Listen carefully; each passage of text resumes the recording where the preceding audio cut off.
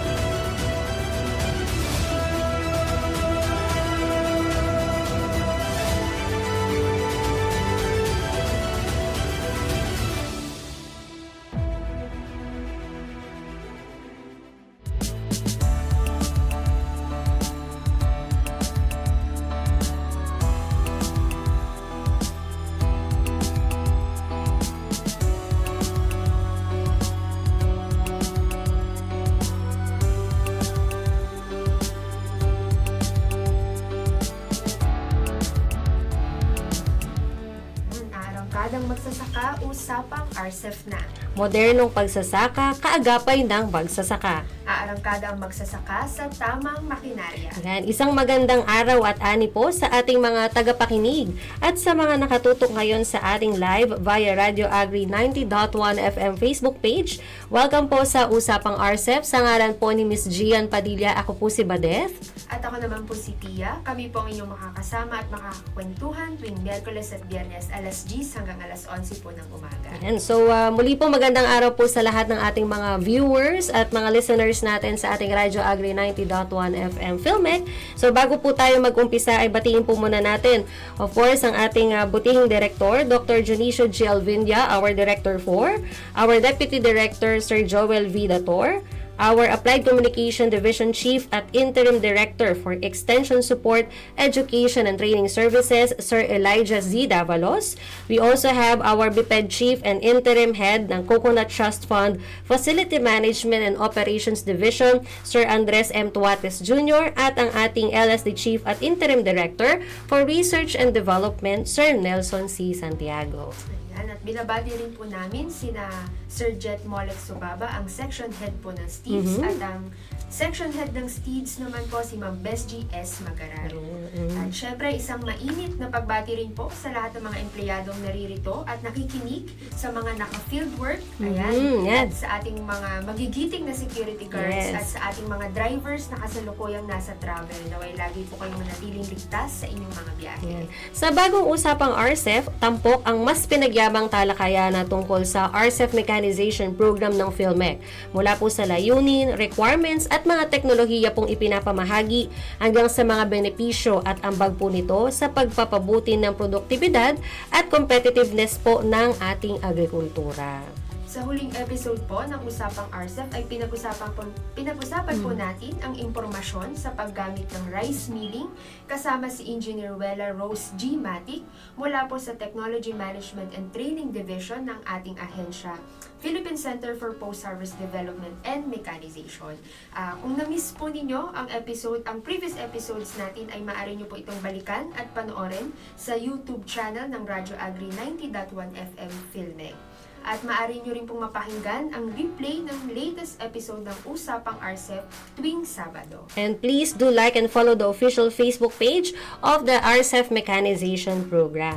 At kung gusto nyo naman pong makita ang mga nagawa ng RCEF Mechanization at Extension Program sa unang 6 na taon, i-check nyo lamang po ang RCEF Mechanization and Extension Accomplishment Report na ilalagay po namin yung link sa comment section. Pero bago po tayo magpatuloy sa ating programa ay narito po muna ang mga impormasyon at mga aktibidad tungkol sa RCEF Mechanization Program. Panoorin po natin at pakinggan ang Balitang RCEF.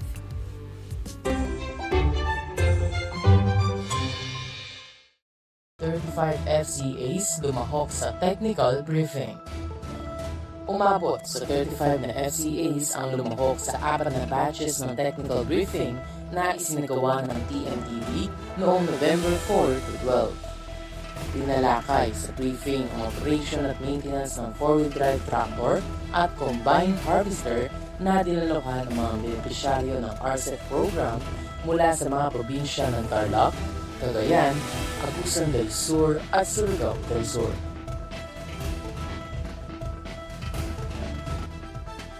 Programang RCEF tampok sa Agri-Fiesta 2025.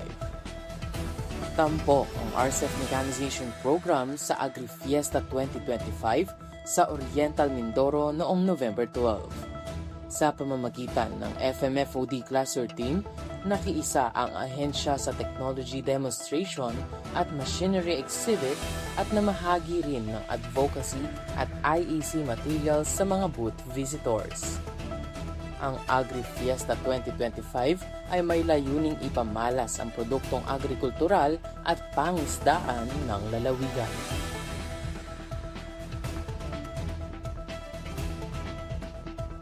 Filmec nagbahagi ng kaalaman sa Nueva Ecija ABEs. Nagbahagi ng kaalaman ang Filmec patungkol sa Post-Harvest Engineering and Technology noong November 13 sa Palayan City, Nueva Ecija. Layunin ng aktibidad na i-update ang technical na kaalaman ng mga Agricultural at Biosystems Engineers o ABEs ng lalawigan sa larangan ng modernized at digital farming.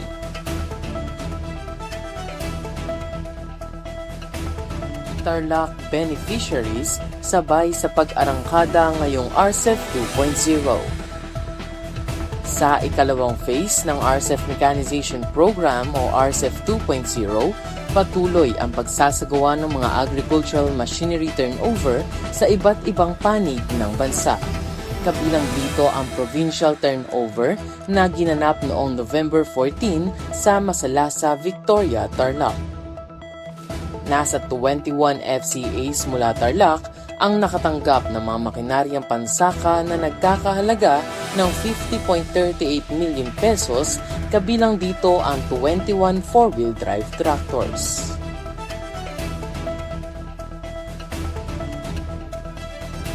Filmec lumahok sa 11th Palayan City Farmers Congress. Lumahok ang Filmec sa 11th Palayan City Farmers Congress noong November 14 sa Nueva Ecija. Ibinahagi ng Filmec ang mga updates patungkol sa RCEF implementation sa lalawigan, mga makinaryang maaaring matanggap, at requirements sa pagiging benepisyaryo.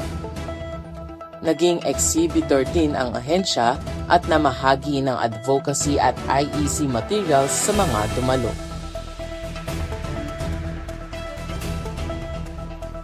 Isabela nakatanggap ng RPS-2 at RCEF machines. Pinasinayaan noong November 6 sa Kawayan City, Isabela ang Rice Processing System 2 sa ilalim ng RCEF Mechanization Program. Ang 60.675 million pesos state-of-the-art facility ay ipinagkaloob sa Isabela Seed Growers Multipurpose Cooperative. Kasabay nito, ipinamahagi rin sa mga qualified beneficiaries ang 12 four-wheel tractors, 23 rice combine harvesters at 10 village-type rice mills na nagkakahalaga ng 77.9 million pesos.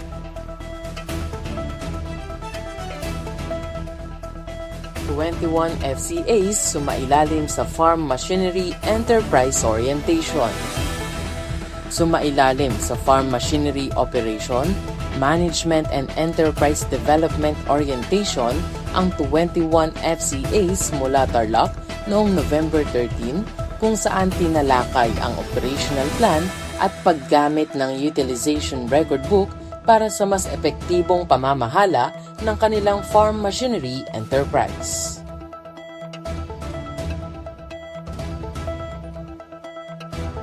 Technology demo ng Rice Combine Harvester isinagawa.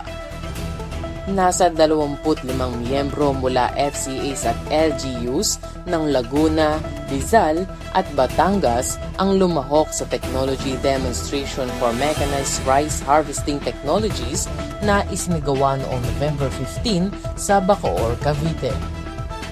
Nagkaroon ng discussion at hands-on session sa naturang aktibidad upang mahasa ang kaalaman ng mga kalahok tungkol sa paggamit ng rice combine harvester.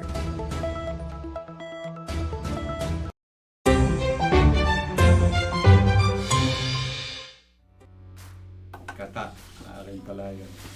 At yan po ang mga impormasyong hatid sa atin ng Balitang RCEF. Para po sa karagdagang update sa RCEF ay bisitahin lamang po ang Facebook page ng DA Filmec o ang website ng RCEF Mechanization Program sa www.rcef.filmec.gov.ph. Yun. So, ngayong episode naman po ay makakasama po natin si Mr. Catalino R. Obinario Jr., ang chairperson ng Cooperative Enterprise for True Economic Reform o ang Center Co-op mula po sa Gimba, Nueva Ecija. Ibabahagi po sa atin ni Sir Kata ngayong araw ang kanilang kwentong tagumpay gamit ang makinarya ng RCEF. Ayan, so magandang araw po Sir Kata. Baka po meron po kayong gustong batiin or i-shoutout po na ating mga viewers and mga listeners at yung mga kasamahan po ninyo sa inyong FCA. Magandang umaga sa inyo, Miss Pia, Miss Badet. Salamat sa imbitasyon. Shout out sa mga kasapi ng aming kooperatiba sa Gimba, ang Center Co-op, lalo na yung mga kasama natin sa ating rice processing center. Nakasalukuyang gumigiling ngayon. Giling lang. Ayan. So, ayan sir. So, para umpisahan po natin ang ating talakayan, maaari nyo po bang ibahagi sa ating mga listeners at viewers kung ano po ang mga partikular na makinaryang natanggap ninyo at paano nito nabago ang pang-araw-araw na operasyon? Sa loob ng 3 taon siguro, ang aming kooperatiba ay nakatanggap ng mga makinarya mula sa Filmec, katulad ng combine harvesters, tapos 4-wheel tractor, and then siguro 1.5 years ago, yung ating rice processing system level 2 na kinabibilangan ng mechanical dryers na may capacity na 12 tons bawat isa, at saka yung ating state-of-the-art na rice milling system na may capacity na 3 tons per hour na palay input. Wow. So, maano na din, no? Madami na rin. Marami na rin po, at lahat po yan ay napapakinabangan sa ating pagpapalay. Ayun, good news naman yun. So, bago po ninyo natanggap yung mga makinarya po na yun mula sa RCEF, maaari nyo po bang ibahagi yung mga pangunahing problems or mga suliranin po na kinaharap po ng inyong kooperatiba? Sa kooperatiba at saka sa farmers. Yes po. Nung araw, kasi parang ang tanda na po na, no? Siguro less than 10 years ago, medyo matagal yung proseso ng pag-ani at pagsinop ng palay. Sa tulong pangunahin ng combine harvester, yung dating 2 araw halos na pagsinop ng palay mula sa bukid sa bawat hektarya ay halos 2 oras na lang ngayon sa gamit ng combine harvester. Yung pangunahing problema rin, syempre, yung pangangailangan para matuyo yung palay. So, ang farmer wala namang facility or capacity na patuyuin ang kanyang palay, at kung kinakailangan magputuyo ng palay, gumagamit yan ng mga bilaran, concrete pavement. Yes po. Ang kooperatiba namin ay may concrete pavement. Pero dahil sa gawad na mga mechanical dryers ay bukod sa napapabilis yung pagtutuyo ng palay, ay dumami yung palay na napoproseso at natutuyo, and so mas marami yung mga farmers at yung kabuuan ng kooperatiba na nakikinabang sa pagpapabilis ng prosesong yun. Kumbaga sa production talaga. Processing. Sa process. Post-harvest processing. Yes, Sir, so ka-related po ito sa sagot po ninyo sa itong susunod nating tanong. Paano naman sir nakatulong yung makinarya sa pagtaas po ng produksyon sa inyong kooperatiba? Syempre ang una dyan is dahil sa makinarya, yung tinatawag nating sayang sa dating mga prosesong ginagamit o yung post-harvest losses. Yes po. Nababawasan. Mhm. Halimbawa, sa proseso ng pag-ani, masyadong maraming proseso noon. Ngayon, combine harvester na siyang gagapas, gigiik or thresh at lalabas ng nakasako. So, mababawasan yung losses. Yes. Okay, so yun yung isa. Pati sa pagproseso, pagbilad, Opo. pagka kasi sa concrete pavement yan bukod sa nadudurog, nadadagdagan ng mga tinatawag na impurities. Tama po. Oo, Very sa exposed. mechanical dryer, lilinis yung palay mo. Opo. Siyempre, pangatlo, yung usapin ng milling. Okay.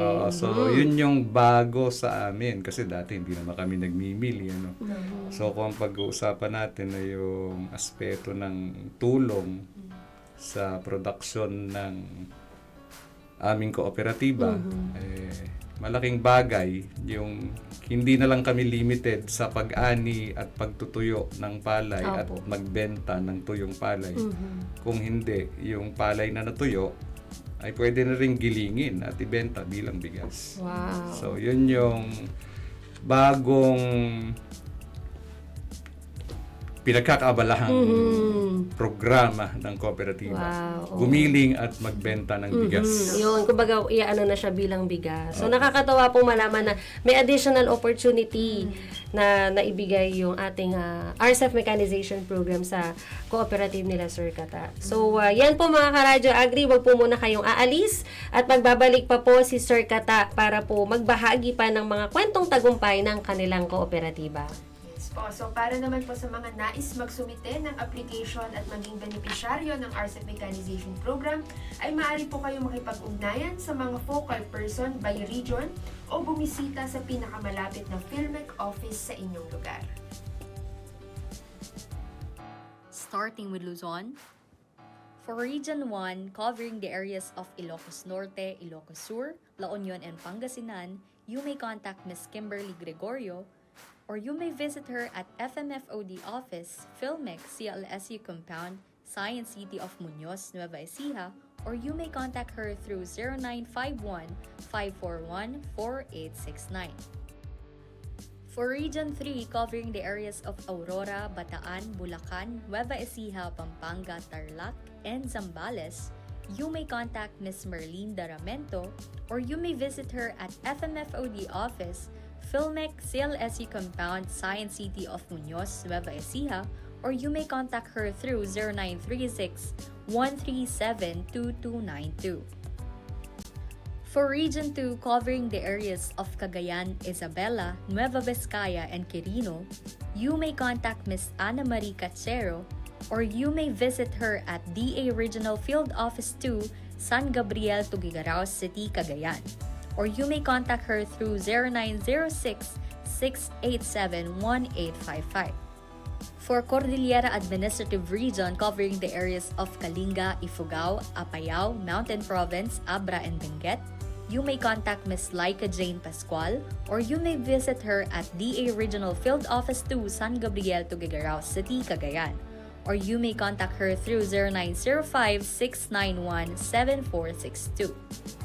For Region 4A, covering the areas of Quezon City, Laguna, and Cavite, you may contact Ms. Josephine Valdez, or you may visit her at DA Regional Field Office 4A, BPI Compound, Quezon City, Metro Manila. Or you may contact her through 0977-822-9420. For Region 4B, covering the areas of Oriental Mindoro, Occidental Mindoro, and Palawan, you may contact Mr. Kenneth Calderon, or you may visit him at FMFOD Office, PhilMec, CLSU Compound, Science City of Muñoz, Nueva Ecija, or you may contact him through 0906-841-4917. For Region 5, covering the areas of Albay, Camarines Sur, Camarines Norte, Catanduanes, Masbate, and Sorsogon, you may contact Mr. Joseph Corporal Jr., or you may visit him at DA Regional Field Office 5, Pili, Camarines Sur, or you may contact him through 0950-984-4402. For Visayas, For Region 6, covering the areas of Aklan, Guimaras, Antique, and Capiz, you may contact Ms. Sandra Marie Haro or you may visit her at Villar Sipag Farm School, Barangay San Jose, San Miguel, Iloilo, or you may contact her through 0910-745-7136. For Negros Island region, covering the areas of Negros Occidental, Negros Oriental, and Siquijor, you may contact Mr. Rojan John Flores or you may visit him at Villar Sipag Farm School, Barangay San Jose, San Miguel, Iloilo, or you may contact him through 0961-204-4911. For Region 7, covering the areas of Cebu and Bohol, you may contact Mr. Raimundo Jimenez or you may visit him at Bohol Agricultural Promotion Center, Dao, Tagbiliran City, Bohol, or you may contact him through 0928-779-6220 or 0965-837-1758. For Region 8, covering the areas of Leyte, Southern Leyte, Biliran, Western Samar, Eastern or Northern Samar, you may contact Mr. Aben Noble or you may visit him at PRTMDC AES Compound, Barangay Balencisayaw, Abuyog, Leyte, or you may contact him through 0965-360-8692. For Mindanao, for Region 9, covering the areas of Zamboanga Sibugay, Zamboanga del Sur, and Zamboanga del Norte, you may contact Ms. Aisha Sulampid or you may visit her at DA Regional Field Office 9, Linienza, Pagadian City, or you may contact her through 0997-761-6579 or 0948-559-2282. For Region 10, covering the areas of Bukidnon, Lanao del Norte, Misamis Occidental, Misamis Oriental, Camiguin, and Cagayan de Oro City, you may contact Mr. John Ray Liaban or you may visit him at DANMA CLRC, Dalwangan, Malaybalay City, Bukidnon. Or you may contact him through 0931-818-0358. For Region 13, covering the areas of Agusan del Norte, Agusan del Sur, and Surigao del Sur, you may contact Ms. Jingle Paloma or you may visit her at DA Caraga PEEDMO Building, Capital Site, Butuan City, or you may contact her through 0938-321-1477. For Region 11, covering the areas of Davao City, Davao del Norte, Davao de Oro, Davao Oriental, Davao del Sur, and Davao Occidental Sur, you may contact Ms. Hazel Venabista or you may visit her at PRTMDC 11, Darcis Compound, Manambulan, Tugbok District, Davao City, or you may contact her through 0919-799-2413. For Region 12, covering the areas of Cotabato, Sarangani, South Cotabato, and Sultan Kudarat, you may contact Mr. John Ryan Modio or you may visit him at PhilMec 12 Office, DA Regional Field Office 12, Annex Zone 3, Poblacion, Coronadal City, or you may contact him through 0956-724-1821. For BARM, covering the areas of Maguindanao del Sur, Maguindanao del Norte, and Lanao del Sur, you may contact Mr. Khalid Sangkakala or you may visit him at Office of the Engineering Division, Mafar, BARM, Bangsamoro Government Center, Cotabato City, or you may contact him through 0930-346-8740.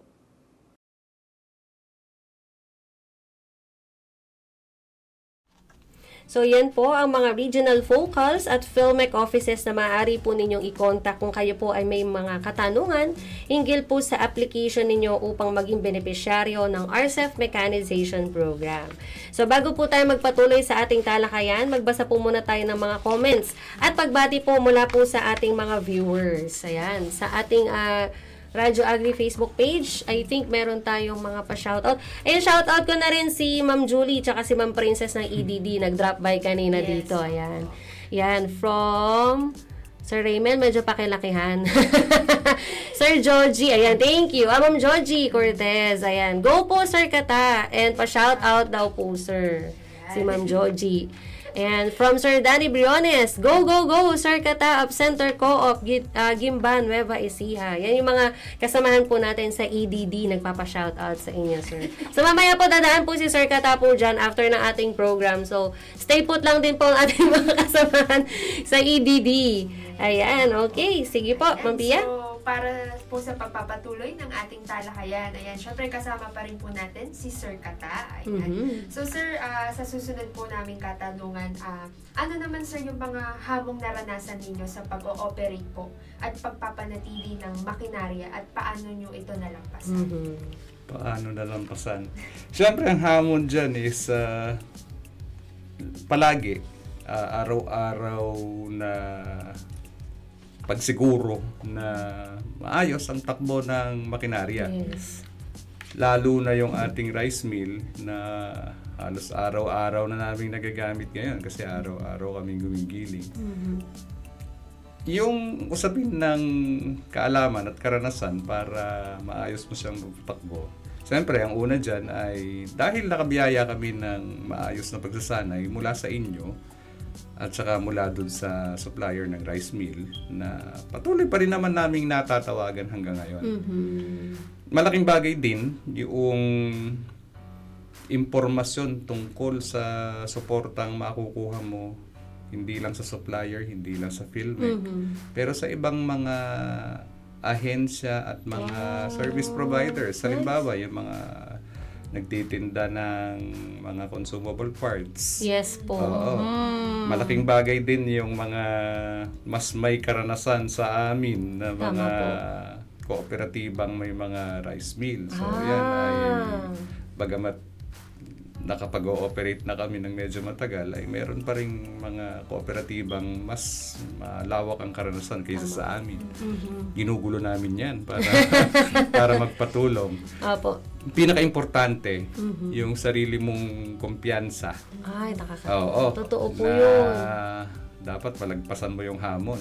So, kailangan matutunan mong mabuti kung paano maayos na mapagana yung ating mga makinarya. Tama. Particular dun sa rice mill nga, na syempre malaki, komplikado, at araw-araw namin ginagamit na sa ngayon. Hindi siya pwede basta-basta masira or magkaroon man ng problema. Oo. May troubleshooting na po kayo dapat na Preventive kahit paano. maintenance, Yes. Oo. tsaka forecasting ng pangangailangan, Ay, opo. masinop na pagplano ng disposal ng mga syempre byproducts, Yes, totoo po. waste. So, kailangan nakaplano yun lahat. At Tama. unti-unti naman naming Napaka-organized. natututunan yun. Napaka-organized po. Tsaka at least andyan po yung mga kapwa niyo FCAs na Oo. nakaantabay, handa rin pong tumulong Opo. po sa inyo. Tsaka Filmec, mag-assist. syempre, at saka Opo. yung ating supplier. Nakaantabay. Kumbaga, hindi dito nagtatapos na nag-distribute lang ang RCEF ng mga makinarya, but all throughout po ay Yes, nandyan. yes. Oo, nakaantabay, naka-assist pa rin po magkaroon ng problema. After sales service yata ang tawag nila dyan. Opo. And after and after and after. Yeah, Oo. yeah, Opo. yeah. Kumbaga, unlimited ang after service Tama. offer ng Filmec, tsaka syempre ng mga nakakatuwang po ninyo ng mga FCAs. Ayan. Pero nakakatuwa din po na kayo po mismo yung kumpiyansa, yung nabanggit po ninyo. Oo. The word is kumpiyansa, yung confidence na kailangan malagpasan to. Oo, Na, matutunan Tama at po. gawin para malagpasan. Tama po. Hindi ka forever makakaasa, lalo Tama pat yung po. pangailangan ay agaran. Opo, totoo yun, sir. Oo, yung kumbaga talagang kailangan ma-address ka agad yun. So, alam na dapat ang gagawin. For sure po, from the experiences din po ninyo sa araw-araw na paggamit, ay meron at merong natututunan na parang, okay, Yes. sige, next time, ito na yung gagawin Opo. natin. Nakakatuwa po. So, ito naman po, sa mga plans naman tayo, kumbaga yung ways forward naman po tayo, Sir Gata. So, ano po yung mga plano po ng inyong kooperatiba upang mas mapalawak pa ang operasyon at serbisyo po nito sa mga magsasaka? Naku, napakagandang mangarap, ano. Ang Apo. bayan ng Gimba ay malaki ang production. Kung hindi ako nagkakamali, ay siya yung pinakamalaki ang production sa lalawigan ng Nueva Ecija. At kung pasensya na kung magbibanggit ako ng mga numbers, kung susumahin mo, parang napakaliit na porsyento lamang ng produksyon ng palay ng bayan ng Gimba ang napoproseso ng ating rice processing system. Oo. So kung pangarap, ways forward, yung Apo. pinag-uusapan, Plano. walang ibang plano o vision Yes. kung hindi scaling up. Okay. Pero siyempre hindi madaling Totoo gawin 'yan, lalo pat ang pagpapalay ay ang tawag nila ay capital intensive. Totoo. Ibig sabihin ay malaking pamumuhunan na kailangan. Tama. So, unti-unti at sa tulong ng lahat ng ahensya, pangunahin ng PhilMec, baka naman marating natin yun. Opo.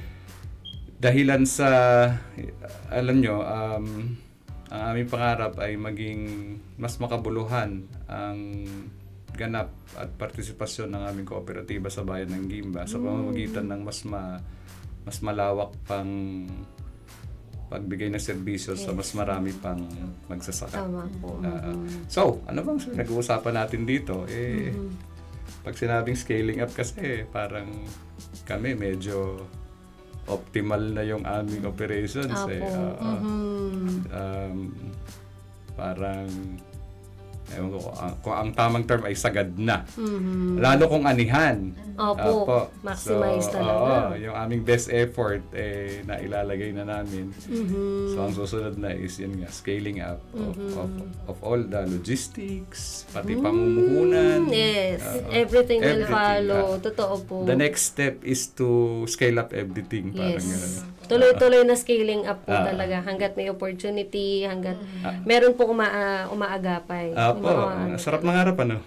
Opo, actually totoo naman. At libre lang yan. Libre lang po talaga, oo, walang bayad. Pero syempre yung from that visions po na na-mention ninyo, nabanggit nyo din na hindi po pwede kasi hanggang pangarap lang na marami pang proseso po na pagdadaanan na for sure po ay matutupad yung pangarap po nyo na yun, yung vision po Kasi nyo na very yun. eager si Sir, Totoo. diba, na kikita naman po natin. Pinagpupursigahan namin yan sa amin, sa co-op. Opo. Siyempre, hindi kami nangingiming humingi ng tulong din sa lahat ng pwedeng makatulong. Opo, totoo. Kasi, kagaya nung nabanggit ko din kanina, Ma'am Pia off-air, yung partnership ng gobyerno at ng mga FCAs, napakalaking bagay din na, ito din actually isa sa ina-emphasize natin sa programa na, itong mga programs natin like Usapang RCEP, ibinabalita natin na, or ini-inform natin sila na, may mga ganitong pagkakataon, programa, ang government, para po na-extend sa mga farmers, kagaya nung co-op po ninyo, sir, and sila, sir, as part ng food producing community natin nationwide, nag-grab itong pagkakataon na to at ini-enjoy po ninyo with, syempre, yung responsibility at commitment na mapangalagaan yung mga machinery, yung mga technologies na ipinagkaloob po sa inyo. At nakita natin, very organized actually sila, sir, sa pag-aayos, sa pag-sure na magagamit ng pangmatagalan yung mga mechanization technologies na ibinigay ng PhilMec at iba pang mga ahensya. At napakaganda po ng vision niyo, Totoo, sir. para sa cooperative. Very clear very clear, oo. Well, we started 27 years ago as a cooperative, and dahil kami ay nasa isang palay country, Yes. walang ibang direksyon Opo. Ang kooperatiba, sa katunayan, yun ang pinagsimulan at ang patutunguhan ay tungkol pa rin sa pagpapalay. Opo, laking bagay, sir. Sabi nga, there's no way up but to go up. Yes. Parang ganon. Ayan, okay. So, for our last question naman, Pia. Nasa last question na tayo, sir. So, ano po ang mapapayo ninyo sa iba pang kooperatiba na nagnanais din maging matagumpay sa ilalim po ng tulong ng RCEP? Sa amin, napaka-importante nung usaping ko alamin ang galawan ng palay sa inyong mga community. Ibig sabihin, sa English, yung supply chain. Totoo po. Dahil yung mas masinop na kaalaman ng supply chain ng palay ang magbibigay sa inyo ng sapat na negosyo para magamit ng wasto ang makinarya. So, yan man ay traktora o combine harvester o seeder.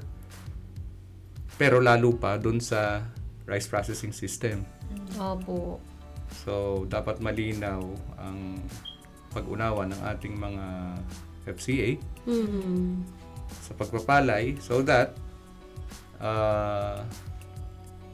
makapagserbisyo sila sa larangan halimbawa ng pagtutuyo. Opo. pagko-consolidate ng palay. Mhm. So yung palay na yon ay pwedeng ibenta as dry.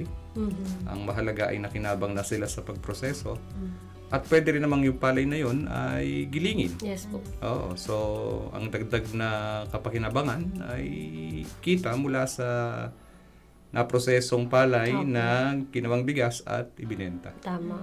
Okay, so yun, number 1, napaka-importante ng knowledge of the value chain in your locality para ma-maximize yung gamit ng ating mga makinarya at facilities na matatanggap. And then, syempre, yung mga kinikwenta ko kanina, tulong mula sa lahat at saka konting lakas ng loob. Yun, Oo, hindi para- dapat mawawala talaga yung Oo. risk-taking. Sabi Risk-taking. nga. Mahirap kasi kung pangunahan ka ng takot eh. Opo. Oo, wala pa kaming market kaya ayaw namin mag-operate. Opo. Yung market dinidevelop. Oo. So, Totoo po.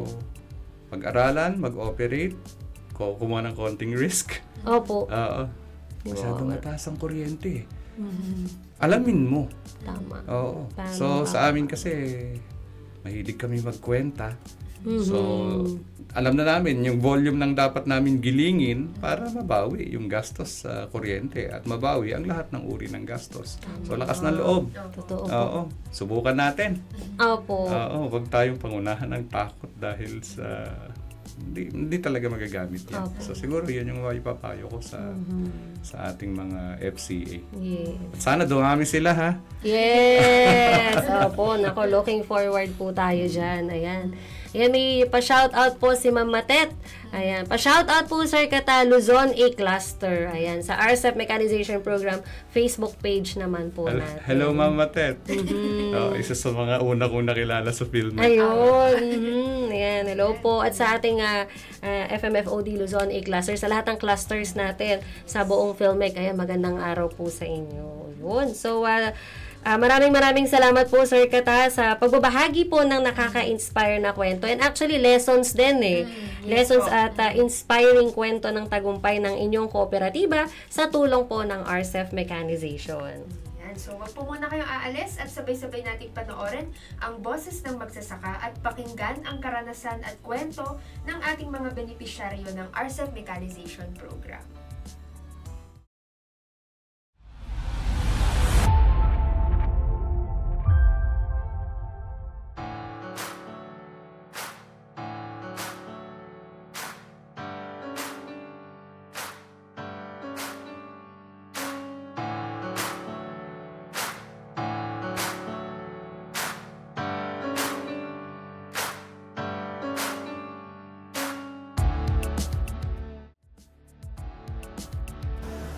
Good morning po sa lahat. Ako po si Mr. Valentino E. Alas, Chairman po ng SB Mex Farmers Association Incorporated ng Mexico, Pampanga.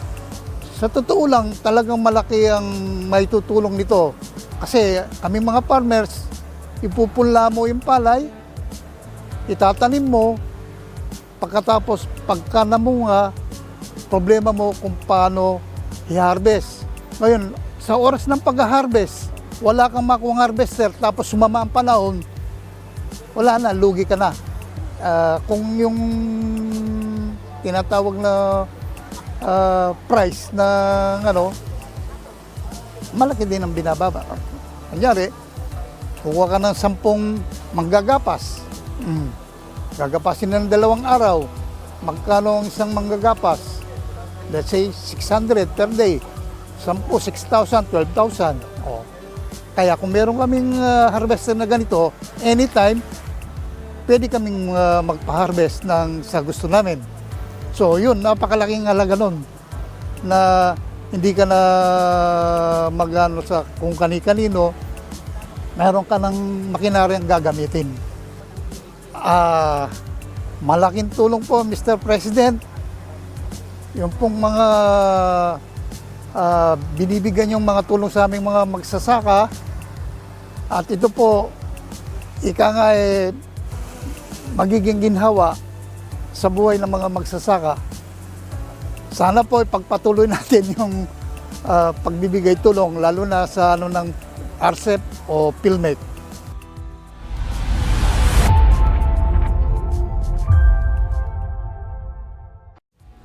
So yan po ang mga beneficiaries natin na nakatanggap ng makinarya mula po sa Mexico, Pampanga. So naway nakatulong po at makatulong ang mga makinaryang ito upang tumaas po ang inyong ani at kita. So bago tayo tuluyang magtapos sa ating programa. So ngayon po mga Karadyo Agri, nagsimula po noong November 25 hanggang December 12 ay ginugunita po natin ang 18-day campaign to end violence against women. So nagsimula po ang kampanyang ito sa bansa noong 2003 at patuloy na nananawagan ng Philippine Commission on Women o PCW na makiisa ang lahat sa observance nito. Ngayong taon po ay binibigyang diin ng kampanya ang whole of nation approach o ang kolektibong pagkilos po ng lahat ng sektor, kabilang po ang mga kabataan bilang agents of change, kalalakihan po bilang mga kapartner o katuwang, mga bystander bilang nandyan po na handang tumulong at mga local leaders bilang tagapagtaguyod ng pagbabago. So layunin po ng ating campaign na una ay pabilisin ang pagpapatupad ng National Action Plan to End VOW o Violence Against Women. Ikalawa po ay ang hikayatin ang kabataan na magsalita at makiisa laban sa karahasan. Ikatlo ay ang palakasin ang papel ng mga kalalakihan bilang allies. Ikaapat, himukin ang publiko na huwag pong manahimik at makialam po ng ligtas. At panghuli ay isulong ang Violence Against Women o VOW prevention sa lahat po ng sektor ng lipunan. Ayan, so dito po nagtatapos ang ating episode tungkol sa kwentong tagumpay gamit ang makinarya ng RCEF. Ayan, maraming salamat po kay Mr. Catalino R. Obinario Jr., ang chairperson ng Cooperative Enterprise for True Economic Reform or Center Co-op mula po sa Gimba, Nueva Ecija. At maraming salamat din po. Sir, baka po meron pa po kayong pahabol na pagbati, shout out, paalala. Well, samantalahin ko yung pagkakataon para magpasalamat sa lahat ng umaalalay sa mga magsasaka ng palay. Siyempre, special shout out and thanks to Philmec sa patuloy niyong pag-agapay sa amin sa pamamagitan ng mga gawad na makinarya. Huwag niyo kaming bibitawan. Opo naman. Kami naman sa aming kooperatiba ay pagsisumikapan namin na lahat ng matanggap naming gawad ay aming gagamitin sa kapakinabangan ng ating mga magsasaka at para sa pagpapaunlad na rin ng ating bayan. Maraming salamat po. Thank you po ulit. Sir, Yan. salamat po. At syempre, salamat din po sa lahat ng mga nakinig at tumutok po sa episode natin ngayon. At lagi po sana kayong tumutok, makinig at maging updated sa RCEF Mechanization Program. Yan, hanggang sa susunod, ako po muli si Pia. At muli po sa ngalan ni Miss Gian Padilla, ako naman po si Badeth. Yan, laging tatandaan na sa RCEF Mechanization Program ng Philmec, may makinarya kang maaasahan. Ito po ang usapang RCEF, modernong pagsasaka, kaagapay ng magsasaka. Aarangkada ang magsasaka sa tamang makinarya. Bye for now!